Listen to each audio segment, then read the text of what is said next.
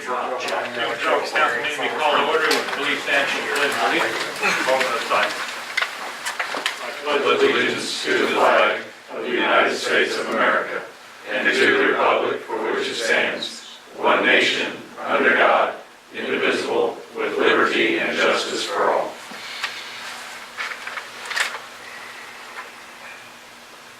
Thank you.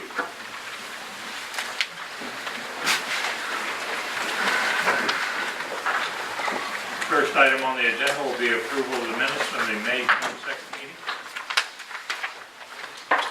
Mr. Mayor, I make a motion to approve the minutes from May 22nd. Second.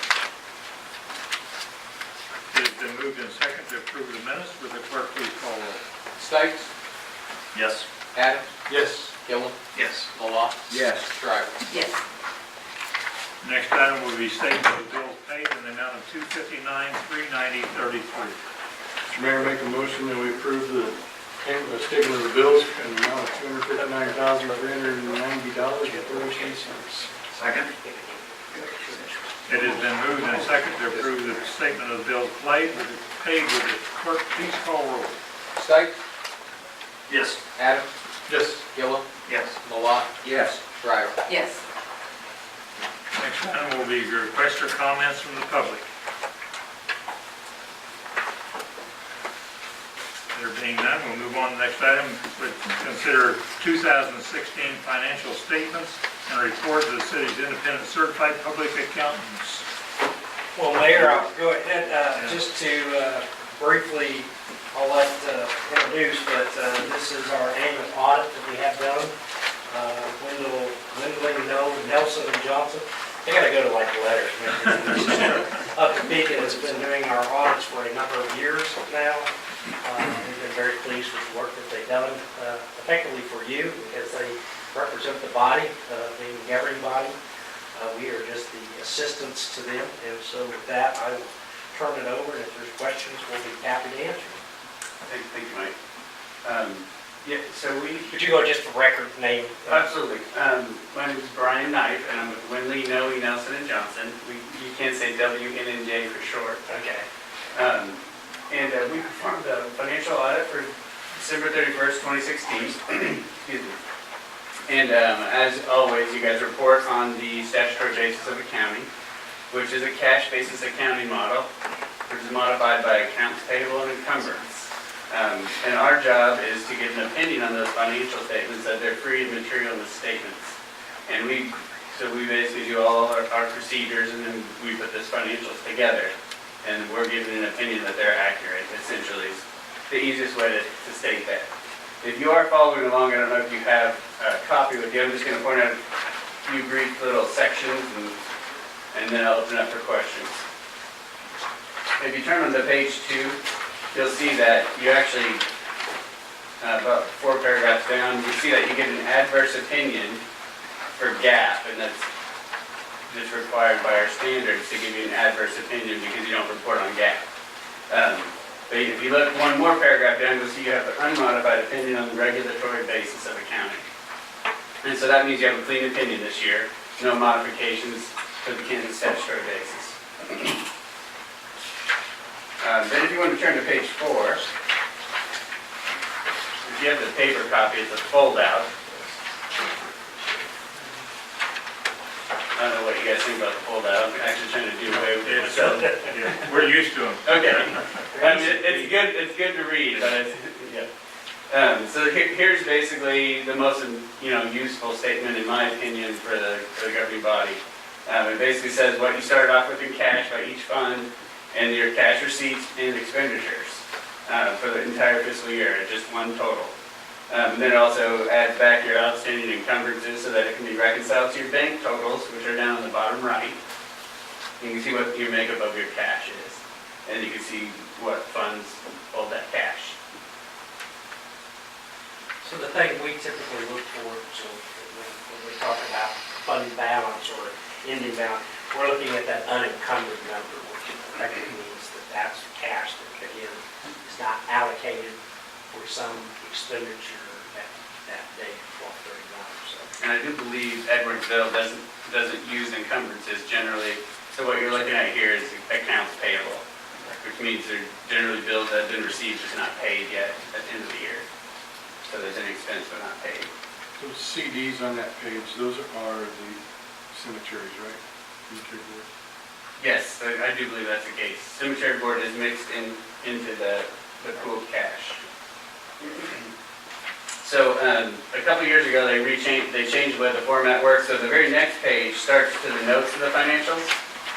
It used to be that all your budgetary statements were right here, and I'll show you what that is real quick here in a minute. But in the notes, the only thing I wanted to take you to is on page 9.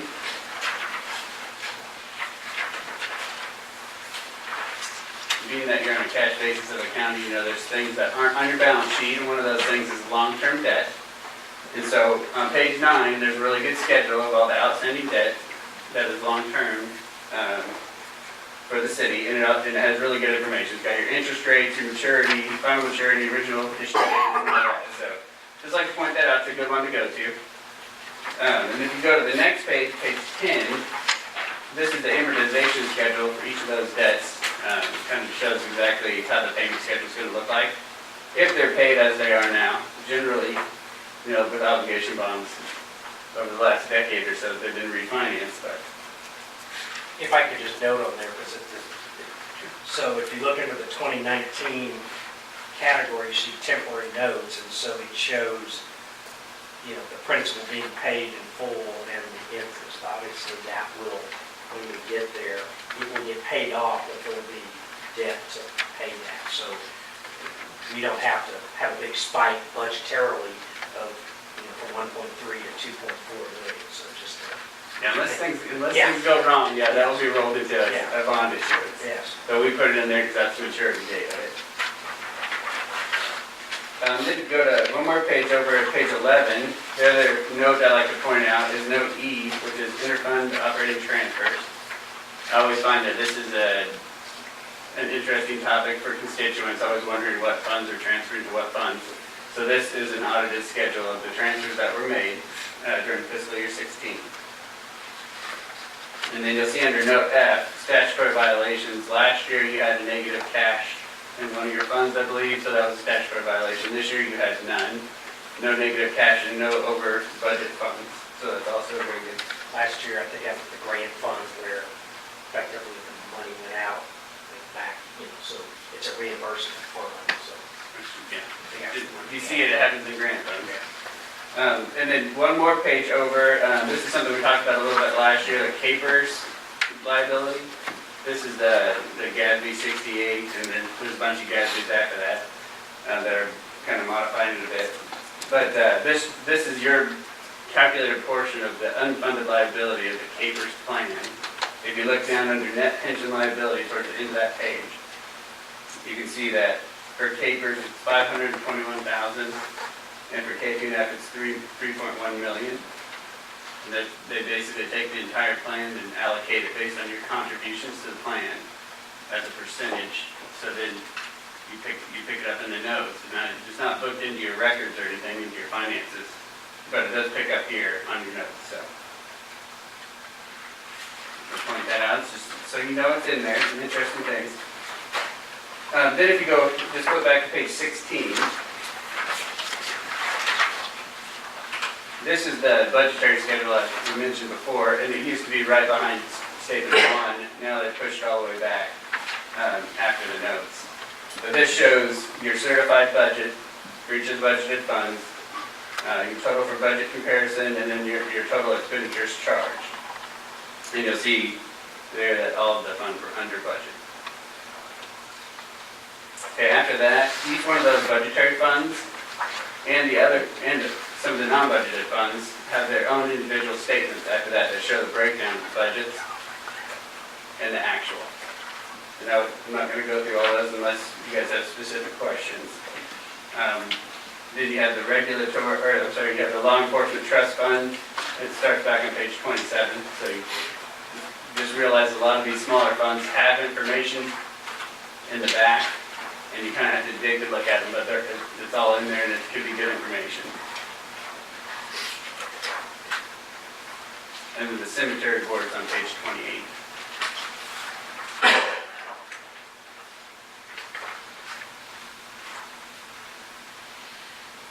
So overall, it was a good audit, and we appreciate the work that the city staff did to give us everything we needed. I even did field work this year because we had Dad was actually injured during the audit, so I got to know the city a little bit better this year. So. Make a motion to accept the 2016 financial statement and report of independent certified public accountants prepared by Lindley, Noel, Nelson, and Johnson. Second. I'm not going to repeat that motion, if that's all right. Motion is made and seconded to accept the report of the auditors. Would the clerk please call roll? Stites? Yes. Adam? Yes. Gillum? Yes. Malat? Yes. Schreiber? Yes. Thank you very much. Thank you. Mayor, before we move on, Glad we got a good clean report.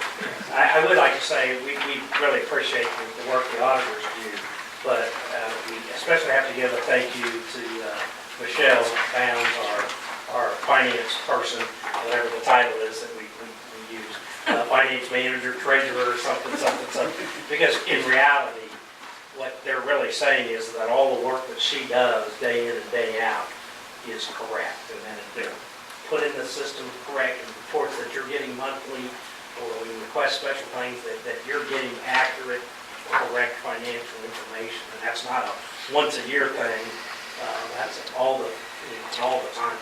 So that's when I know Michelle's here, thank her for that. We did get a lot of work out of Michelle, that's for sure. Thank you very much. All right, thank you.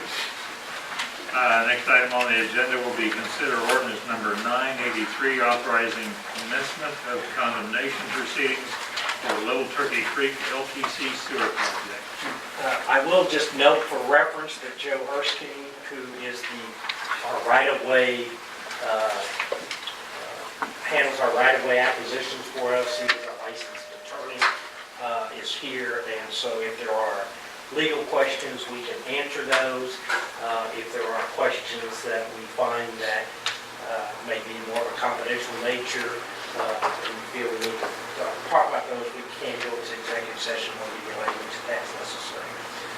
Just for follow-up, as you know, we have been in the process of acquiring right-of-ways, really easements, both permanent and temporary easements for the construction of what's known as the Little Turkey Creek sewer project.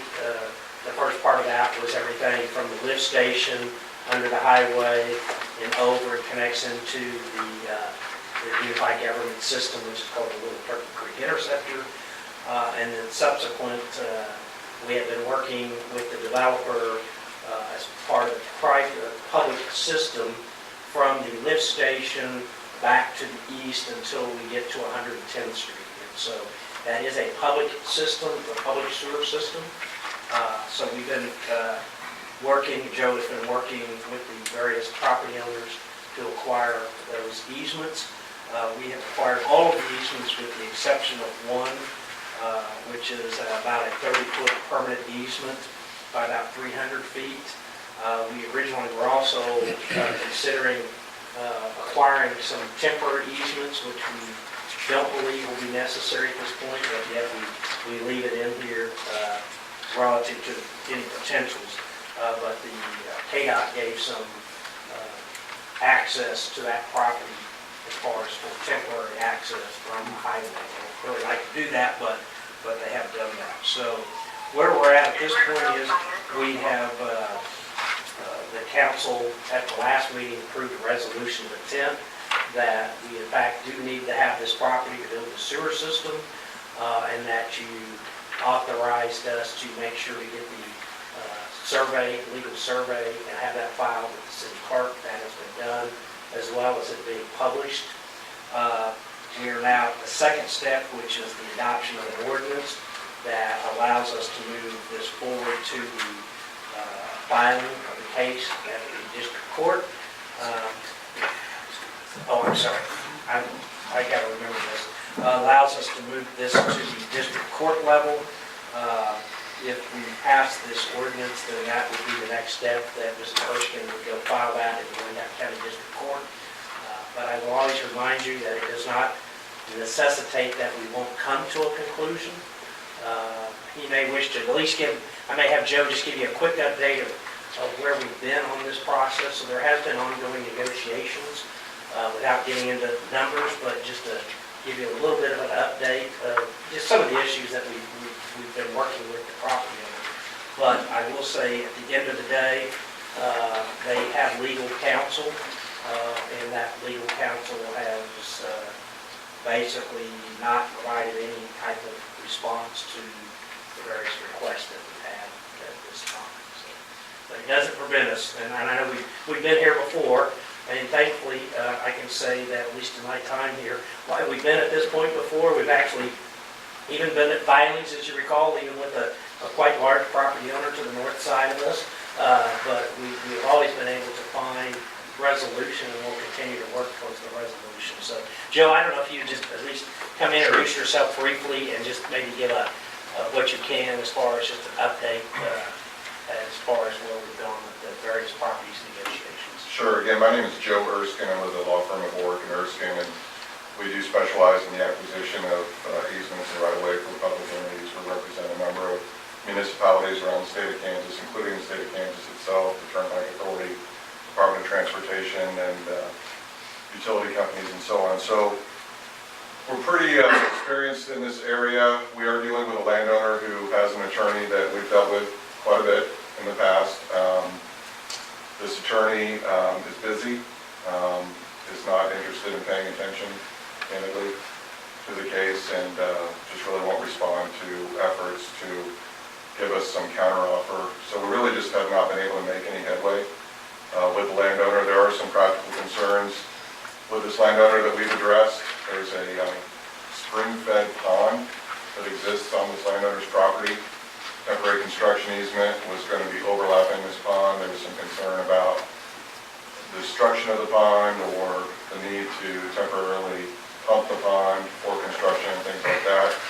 We got creative with the developer, the contractor, and the Kansas Turnpike Authority were able to obtain a highway permit so that the contractor could access construction of the permanent easement from the highway right-of-way, which allows us to completely avoid the pond.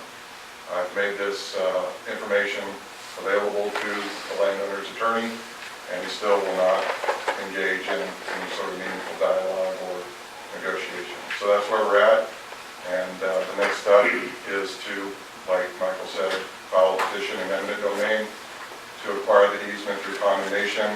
Our experience with this particular attorney is that he'll see that process through, at least it gets his attention and gets him working on the case. He's just traditionally a guy that doesn't pick up a file and work on it until he really has to. So that's our experience. That's where we are. I'm happy to answer any questions that you have. Who are they represented by? Doug Patterson. The issue is the disturbance of a pond to construct the sewer. But if they come off of I-70, they wouldn't have to do anything to the pond. That's correct. So we've alleviated that problem, and we've informed their attorney that we no longer need the temporary construction easement, and thus will not disturb the pond.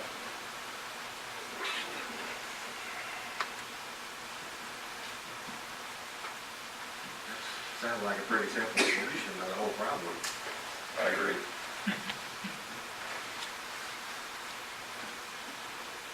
I'd like to make a recommendation to approve ordinance number 983.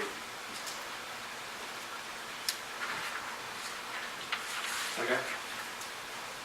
It has been moved and seconded to approve ordinance number 983. There are no further questions. Would the clerk please call the roll? Stites? No. Adams? Yes. Gillum? Yes. Malott? Yes. Shriver? Yes. Motion carried. Thank you very much, Joe. Thank you, guys. Next item on the agenda, we consider authorizing the mayor to enter into a memorandum of understanding with the Compass Commodity Group 300 LLC regarding the Campus Center project. Yes, sir. So as you know, this has been an item that we've had several discussions on, including recently a council work session with the developer.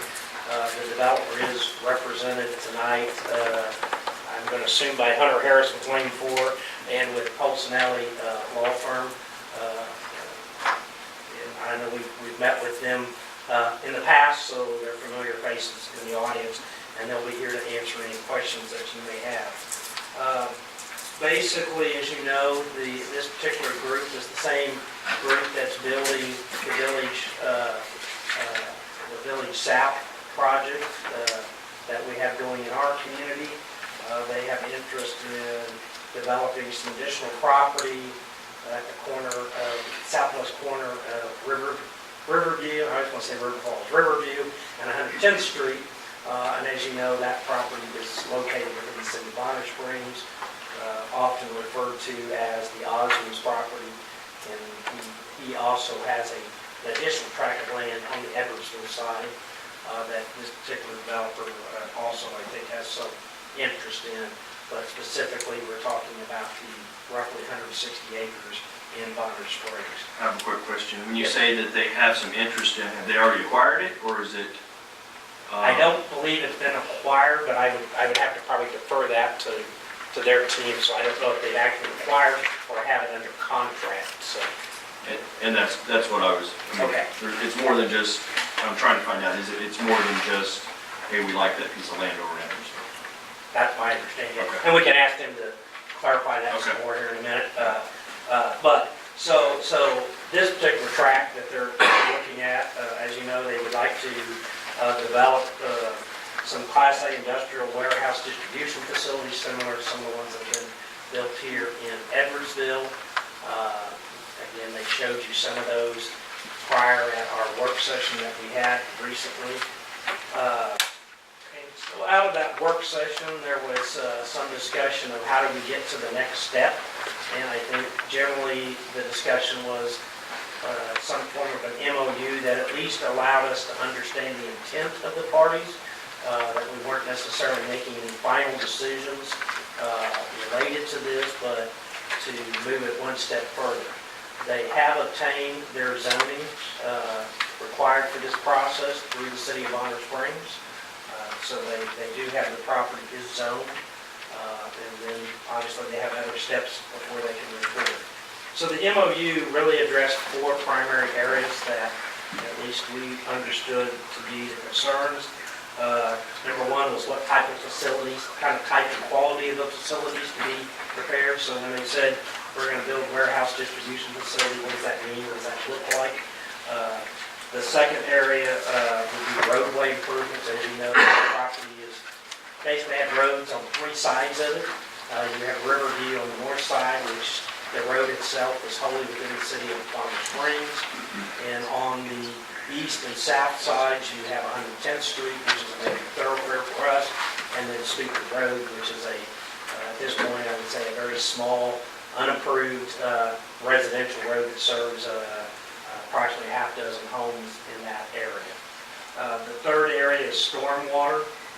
I think we're all aware that this property tends to drain into the Mission Creek Basin, but ultimately that goes all the way down to the Kansas River. In some respects, we have it impacts us and some property owners, but especially we're mostly concerned around the property and how any stormwater might impact our side, so to speak. And the last item, which has probably been the one that's had the most discussion about, is the provision of sewer services, us serving as a provider of that service, similar to the way other utilities would potentially provide services to this property. So we have drafted or prepared a draft MOU, which you should have in your packet, in which we tried to get out early so you would have an opportunity to review it. I think it addresses each of those 4 areas. It also talks about, if necessary, we also recognize that there may potentially need to be an interlocal agreement between us and Bonner Springs for some provision of services, whether that be public safety or other types of services. But at this point, there's not been any formal discussions or interactions of that, because I don't think we're at a point where we have a good understanding of how that will work out. Today, as it sits, that piece of property for public safety is served by the city of Bonner Springs. It's inside their jurisdiction. Therefore, they respond with their fire and EMS apparatus. I know they've been there, EMS. There's a an issue regarding law enforcement, their police department would respond to that. Not to say that we wouldn't necessarily also respond and assist, because we do that on a regular basis anyway. So, as you know, when we had a structure fire or something like that, Bonner Springs has come to help us, and vice versa, we've gone to help them. And I know that there's all kinds of police actions that occur from time to time. With that, that's kind of our introduction. Again, Hunter, I'll let him come forward and maybe give you some update and address your question as to what the status of the ownership of the parcels are, both the one in Bonner and Edwardsville. If you, for the record, Hunter, please. Sure. Hunter Harris, partner with Lane 4 Property Group. Pleased to be here this evening. Thank you, Mayor and council members. I'll be glad to answer any questions on the agreement. Wanted to thank you for your time at the last work session that we had. I thought it was a very valuable exchange of information and ideas and bringing some clarity as to what the actual project here is that we're trying to embark upon. And really in its root of roots, and as I said, it's not Lane 5 out of Texas or somebody else working on this deal, is that it's the same ownership group from Village South.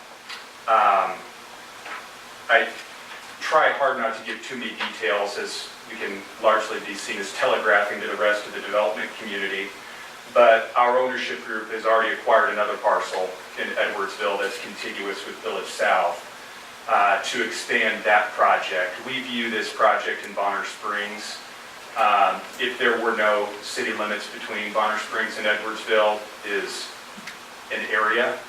And back to our thesis of a rising tide lifting all ships, we very much want for Village South not to be on an island, and hope that the project in Bonner Springs and additional development in Edwardsville, west of 110th Street, is really what our vision is, and we think our project can help fast track that entire process, because we're in a great development cycle now. We're not sure when those headwinds will change. Surely they will. So really for us, the time is nigh. As such, we have not closed on the acquisition of the Osmond parcel in Bonner Springs or Edwardsville. As previously mentioned, there's a second property in Edwardsville that is a part of this overall acquisition that we're currently working on different land uses and land plans for, that would likely be back before you within the next year or so. What we intend to do here is create a Class A project. We know that it's going to be neighboring the massive investment that my client has put into your community. It needs to be first class. We view this MOU is the first step in a direction of this overall project. We realize that there are lots of details to work through, and there's a time and a place for all of that. But in order to keep this momentum moving forward, we look for your support of this MOU.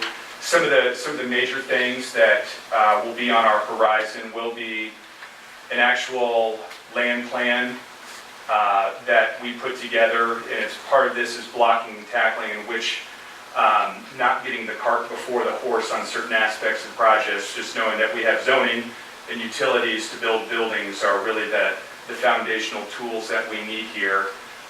We know there are going to need to be improvements to your road network, both in Bonner Springs and in Edwardsville. We know that will need to be borne by this project. We view that as a benefit. We also know that the routing of the sewers getting to this project is an opportunity where this project can benefit and this community can benefit by opening up some additional development possibilities as well.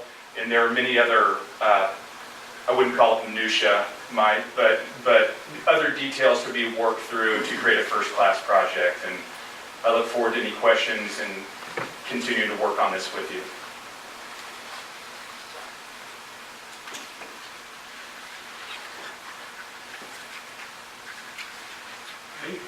We're here to, I mean, like I say, I know that this has been a process. Yeah, I think we've discussed this quite a bit. And you know, the comments that I've gotten back from various council members, so that, you know, I think they're all in kind of the same vein as, you know, we want want to make sure to see how this project plays in with the overall development of the area. Obviously, you know, how does it impact our community, both, you know, plus or minuses, and how we work with our neighbor, Bonner Springs, and how does that all work out, and how does Bonner Springs work with us, and addressing, you know, the neighbors that live, you know, per se in Edwardsville. So I think the questions have been in this same arena, and we've tried to address those within the agreement, realizing that there are probably a lot of unanswered questions that I don't know we can give you, us as a city, or as a, as the city manager and our team, that can say, I can guarantee you it's going to be ABC, and here's the exact dollar amounts and things like that, any more than the developer probably can give you all details. But I'm here to try to answer questions. I think the summary, for me, sums it up. I mean, it's a non-binding agreement that where parties have all come together and identified what are the areas of concern. And there will be a day down the road when a proposal comes forward that we can then decide, evaluate, determine, negotiate, whatever adjective you like to use or action verb in there to use, if it's in the best interest of the city of Edwardsville. And so this memorandum of understanding, I think, sums up the conversation that we have with our community here in terms of identifying issues. We do have some things to be worked out, and but I also just want to remind everyone that this is a step, but we don't have all the answers today. How much study have you done on the stormwater, where the stormwater goes? Because I live in the valley at the bottom where the water's going to drain off that parking lot and the rooftop and through Lake Forest, and I've come close to being flooded out several times because of the construction of the speedway. What kind of studies have you done on that, and how's that going to impact?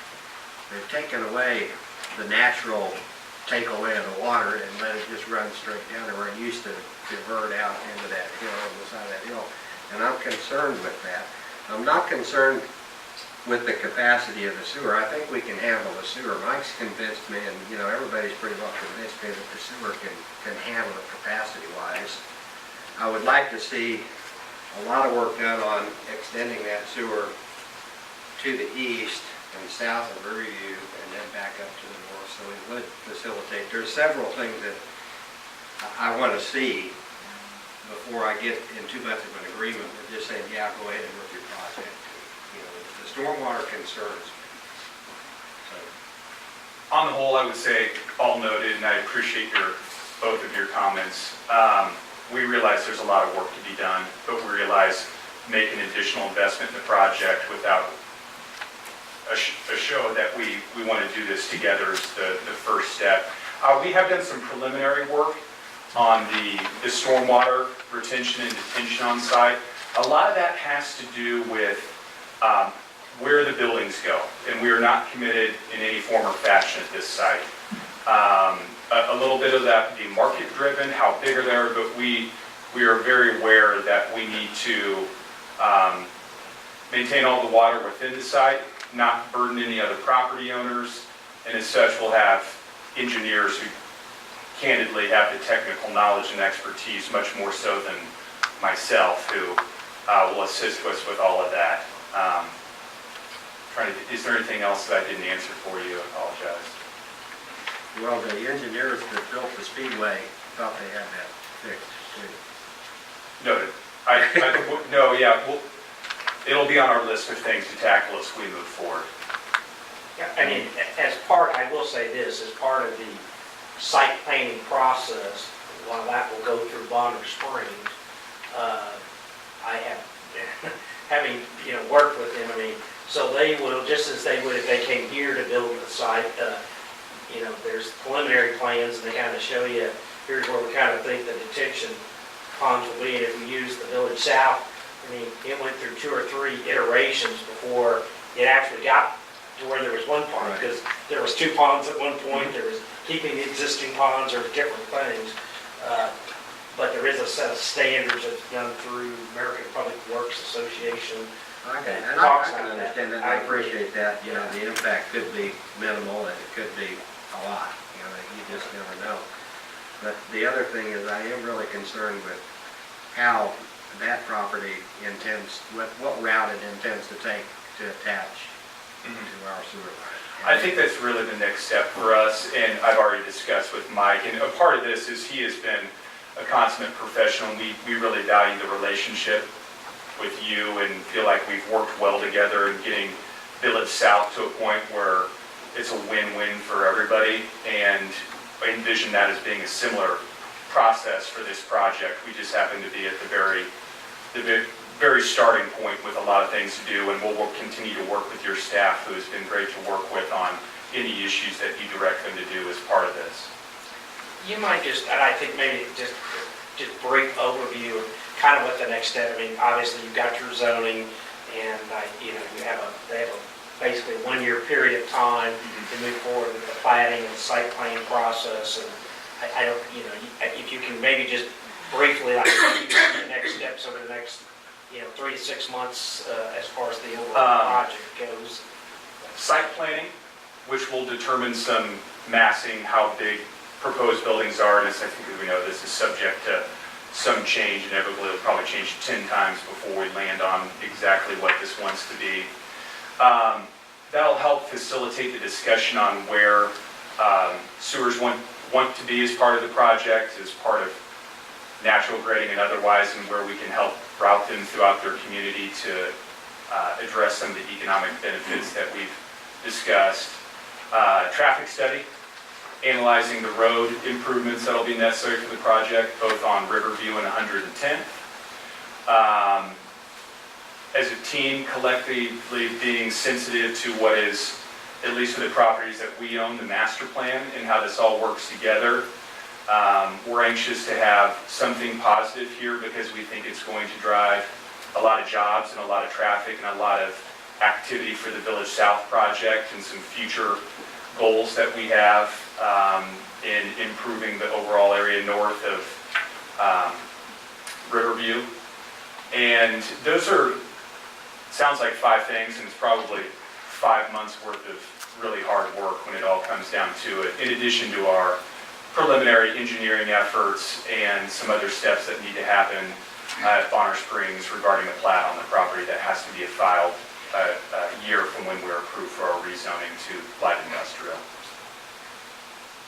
And we did tie this agreement somewhat, so the date we used kind of ties all those processes together, and that was one of the things we talked about. So it ties all together. So, if they choose not to do those things, they choose not to do the plat, then effectively this agreement terminates by time. And so it also keeps us kind of on track to stay focused with moving this to the next steps as we go forward. Well, I saw this as a great opportunity for growth and everything. That's a major entrance into our city, and my concern was having a major piece of our entrance, our city, with us not having any input into it at all. And I think the memorandum of understanding does that. It's a document that's good for our city, it's good for our citizens, and if we follow this roadmap, I think all the boats will rise very nicely, and that it'll be a great gateway into the city. Hope so, and I thank you.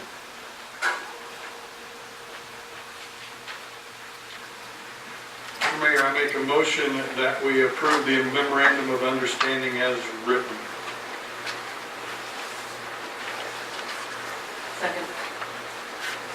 It has been moved and seconded to approve the memorandum of understanding with Campus Commodity Group 300 LLC. Would the clerk please call roll? Stites? Yes. Adams? Yes. Dillon? Yes. Malott? Yes. Schreiber? Yes. Thank you. Thank you, yeah, thank you for your continued support. We'll keep your staff apprised of updates and look forward to work with you on the project. Have something great here. Thank you very much. Next item will be consider special event application for Cranberry Cruiser, Cranberry Fire Truck Motorcycle Run. Mr. Mayor, members of council, what's before you is a special event application related to our Cram the Cruiser, Cram the Fire Truck charity event that our fire department and police department hold during the holiday season. This year, as part of the kickoff fundraising for that, what's been requested is that City Hall parking lot serves as a starting point for a motorcycle run. There's going to be no alcohol served or sold at the event. Participants donate $20 per motorcycle, per rider, and $10 per passenger. To date, about 30 people, and probably more actually by this evening's meeting, have committed to participating in it, and they're going to be accepting registrations up until the day of the event. And from speaking with Fire Chief Whittam, it sounds like that number could grow quite considerably. So I'm actually going to turn it over to him for if he's got more details to add to that. I will add that City Council has the option to waive any portion of the application or daily fee we've typically done for events that the city has a part in staging, such as Edwardsville Days or things of that nature. So I'll turn it over to Chief Whittam. As you know, the Cranberry Crew Cranberry Fire Truck event is what we do to give back to the community on both sides of the public safety agencies. We found out there's more need than what there's available money.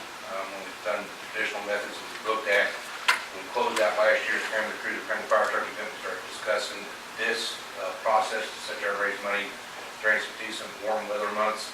What we intend to have is a 104-mile ride through Wyandotte and Leavenworth County, starting here in Edwardsville City Hall. We looked at starting it in Edwardsville because it starts in Edwardsville, it stays in Edwardsville, and we want to highlight Edwardsville with the process. We can anticipate up to, and we're hoping to hit a target of 200 bikes on that Sunday morning. What we would like to do is utilize the parking lot because city staff is involved with this. We've gone and grown with it, and we'd like to use this as a registration point. That morning we are serving biscuits and gravy on site for $5 a plate to the riders that are being done and cooked by off-duty firefighters for the local point, their focal point. And we do have some other charities that are setting up their booths for information and all that as well that morning. Like I said, we could have 30, we could have 200, we could have 300. We are still in the process of locking down the route and everything else at this point in time. One note is that all riders are required to sign a waiver that will release the city from the liability to the city hall, the city staff, and any organization in the city that will go through Mr. Duckers as part of the registration process prior to registration that morning. If there's any questions, I'll entertain them now. All right, thank you.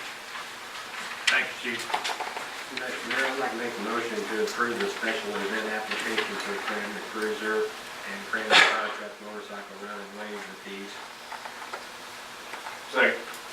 Would that be both fees, application Well, and daily? actually, our code ordinance says that we can waive the daily fees. Oh, we can only waive the daily fee. Right. Okay, excuse me. Yes. And then the motion is daily fee. Second.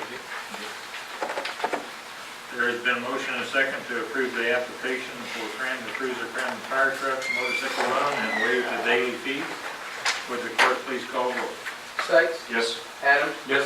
Gillum? Yes. Malott? Yes. Shriver? Yes. Chief, thank you very much. Appreciate that for you. Okay, we're ready for advisory report. Yes, sir. I don't know that I have a lot, which I know you appreciate. Yes. But we, probably the big items right now is, working on the Village South project. Just we have third-party inspectors that are working with us on that. We are at the point where they're going to be making the tie-in between the two sewers, so actually tying into the lift station, and then the lift station also has been delivered and being installed, so there's a lot of coordination work going on up there. I'm sure you've seen the amount of dirt that has been moved, and certainly they're getting closer to having the site ready to really start doing some of the public work, that is the roadways and the storm sewers and things like that. So you will probably see quite a bit of activity up there. Actually, down in the industrial park, Fastenal, it's like those buildings, you don't see anything, you're wondering if any work, and all of a sudden you drive by and all these walls are standing up, and we didn't even know they poured any concrete to put the walls up. So that project's there. I noticed a lot of their steel for that kind of system that they put in place has been delivered. They're working on their utility connections. And across the street, MedArt, we expect they'll probably be, they started just doing site clearing and will start their project probably this week as far as some of the utility works and undergrounds and foundations. So we have a lot of projects going on. Dave Noppick has been out of town with the birth of his latest grandchild, which had a few little hiccups, but everything's good. And so we will be ready to see him tomorrow morning bright and early with a stack of projects for him to review. So that will be ongoing. So a lot of time from my standpoint has been trying to kind of fill in for Dave, which is quite difficult. And obviously getting the budget and just addressing some of the development related issues. I will answer any questions as we go through if you have any, but I'm sure we have a number of public works projects going on, but I will let Ms. Snyder handle those and get to those. Thank you, Mike. Chief Mathies? Just only one announcement. We had one of our 6-month hire has resigned, is going to look for more money somewhere else. So we'll be advertising. We started today, advertising hopefully to get another lateral recruit in that's certified that we put to work in the next 3 to 6 months. That's where we're at. Thank you. Chief Whittam, ongoing, isn't it, Chief? Yes. The hiring process, yes. 2 bits, Mr. Burr, Mr. Van Bibber both completed their second year of the EFO program, so they're back here working and starting on their big applied research projects that'll be accumulating over the next 6 months. And right now, we're just holding our own. Thank you, Chief. Ms. Stanley, public works?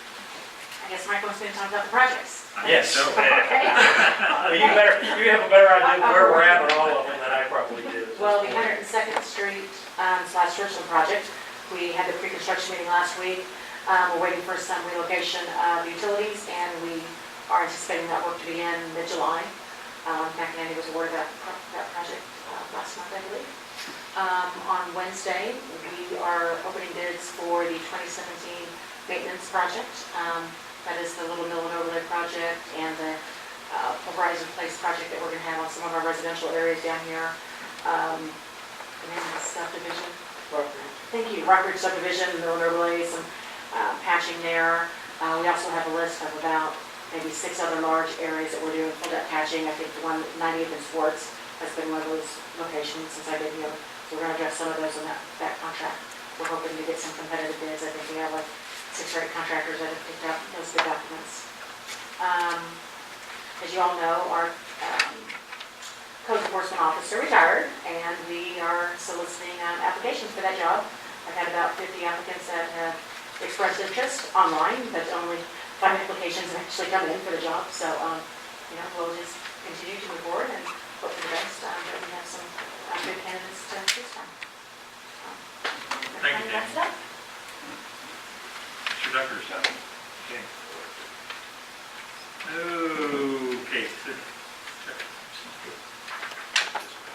Chief Whittam, I'm sorry, if you would keep me in mind for volunteer on that motorcycle day, so if you put me on the list, I'd greatly appreciate it. So that's it. I'll ditto that. But I also like to thank the staff for the work on the audit reports. I know there's a lot of information you have together, both pre, post, the visit of the auditors, and it looks like you've done another excellent job in keeping our finances in proper order, so we appreciate that. The city's in a good place because of the work that you all are doing to manage our money on a daily basis, and if we didn't do that, we'd lose the confidence of the residents and all the projects that we get to do, so thank you for that good work. That's all. He always says things so much better than I can. Just thank you for the way you operate the finances and the work that all they do. On the Compass project up there, I want it to be on record that I'm not against this project whatsoever. It's just that I want to be very cautious on what does happen in the future, down the road. And, I want to reiterate that our city does come first.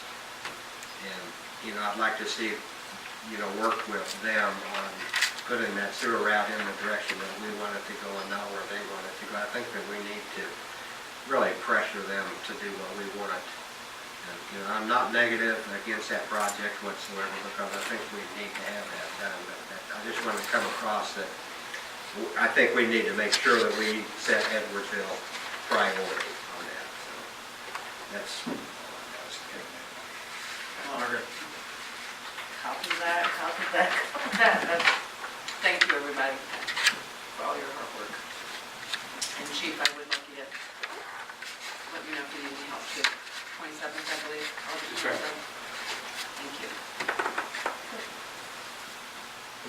Nothing. Oh, good. I really don't have anything other to compliment staff on their efforts. All the years I've been here, and looks like I'm going to be here a couple more, that you've done an outstanding job of managing our finances. And Michelle, when the auditor gives you a pat on the back, we all do too. With that, we are adjourned.